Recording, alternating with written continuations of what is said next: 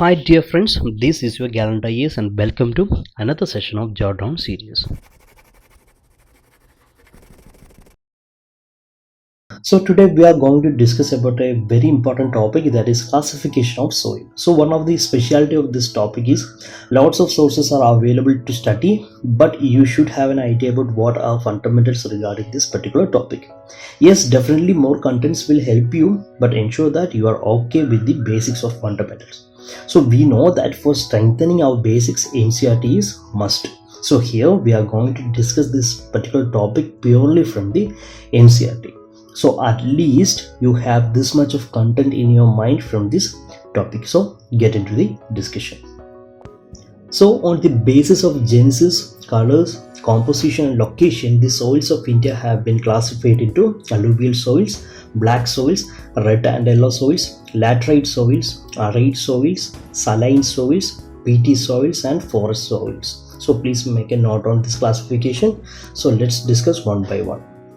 So first one is alluvial soil. So alluvial soils are widespread in the northern plain and the river valley. So first important point, so please note on that. So these soils covers about 40% of the total area of the country. Then the important fact is that they are depositional soils, that is transported and deposited by rivers and streams. Then through a narrow corridor in Rajasthan, they extend into the plains of Gujarat, and in the peninsular region they are found in deltas of the east coast and in the river valley. So locations again are an important point, make a note on that. Then the alluvial soils vary in nature from sandy loam to clay, and they are generally rich in potash but poor in the phosphorus. So this is a favorite area of UPS and they may change the composition. So please understand properly that alluvial soil are rich in potash and very poor in the phosphorus. So here another important fact related with this topic is in the upper and middle Ganga plain, two different type of alluvial soils is there, that is Khadar and Bhangar. So the Khadar is the new alluvium and is deposited by floods annually. The Bhangar represents a system of older alluvium deposited away from the floodplains. So again important, and you have an idea that Khadar is new and the Bhangar is old.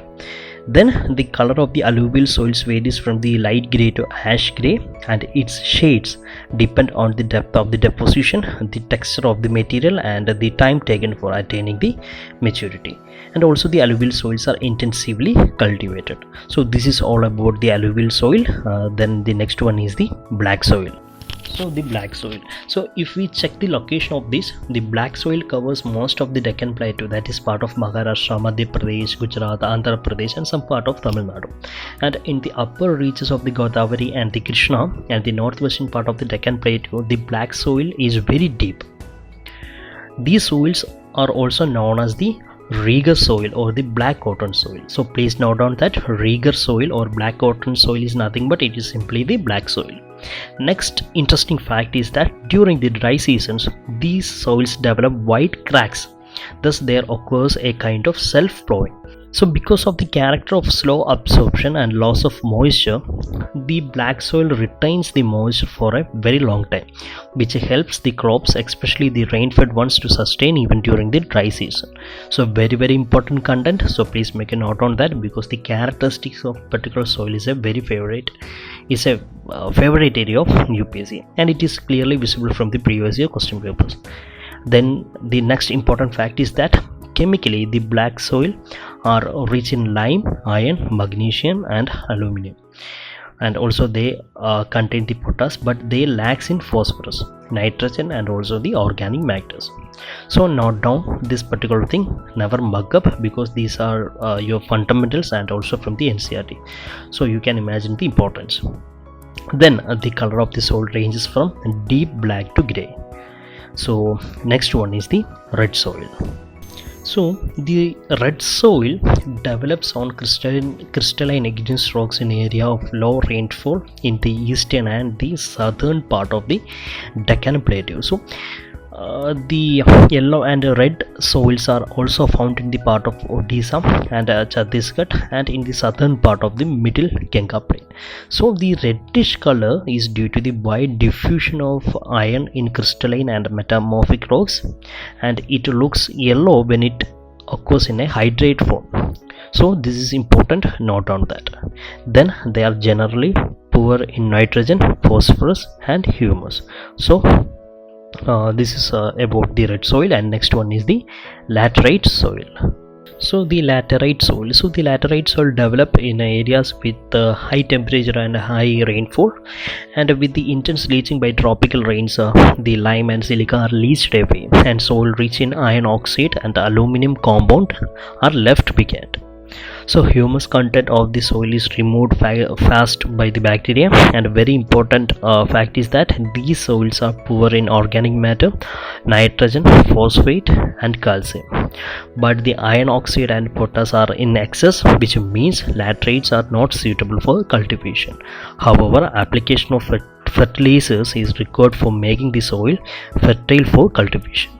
Then the red laterite soils in Tamil Nadu, Andhra Pradesh and Kerala are more suitable for tree crops like cashew nut.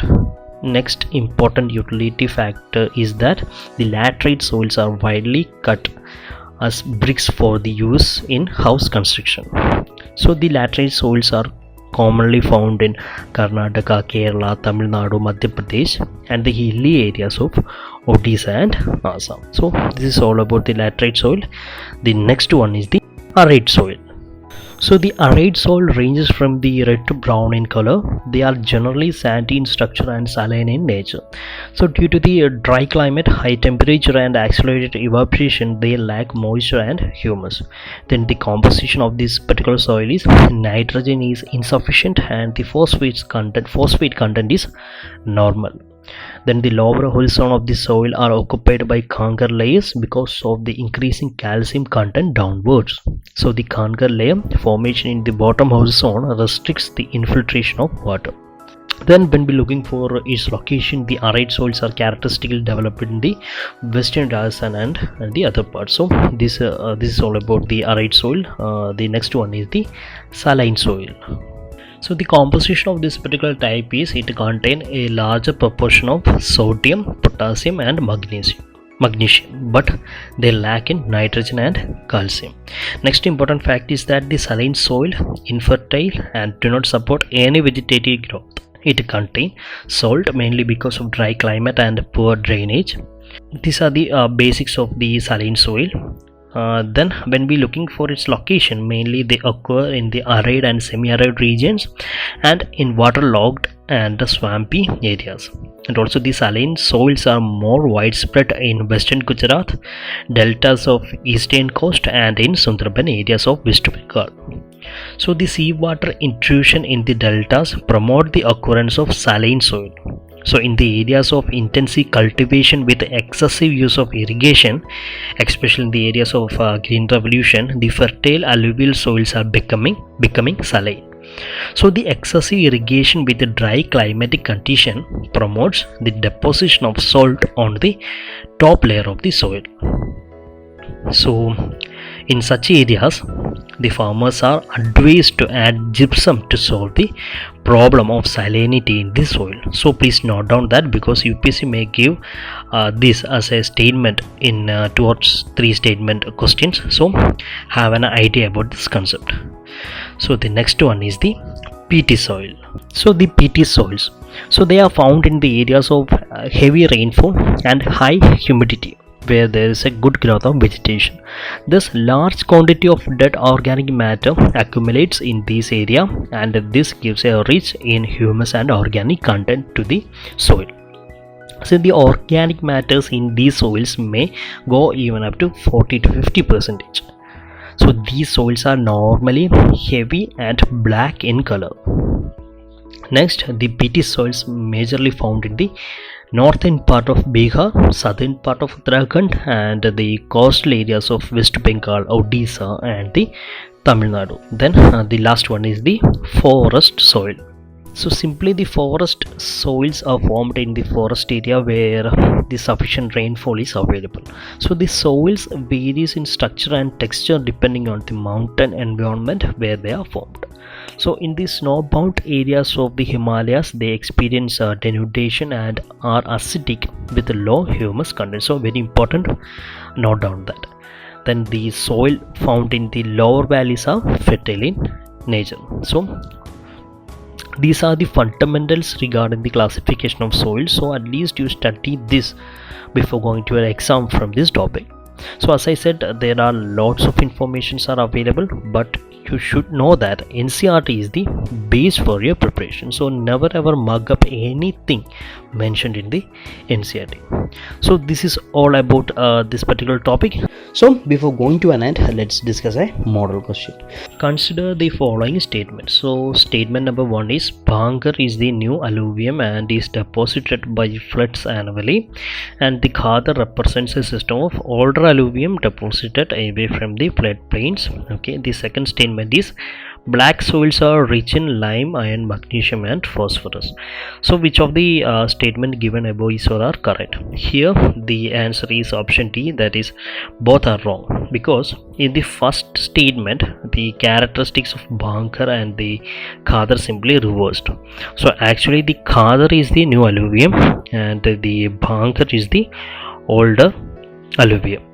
Then in the second statement, black soil are rich in lime, iron, magnesium. Yes, it is correct, but we know that the phosphorus content in the black soil is very less. That's why that second statement is wrong. So we can expect this type of question from this particular topic.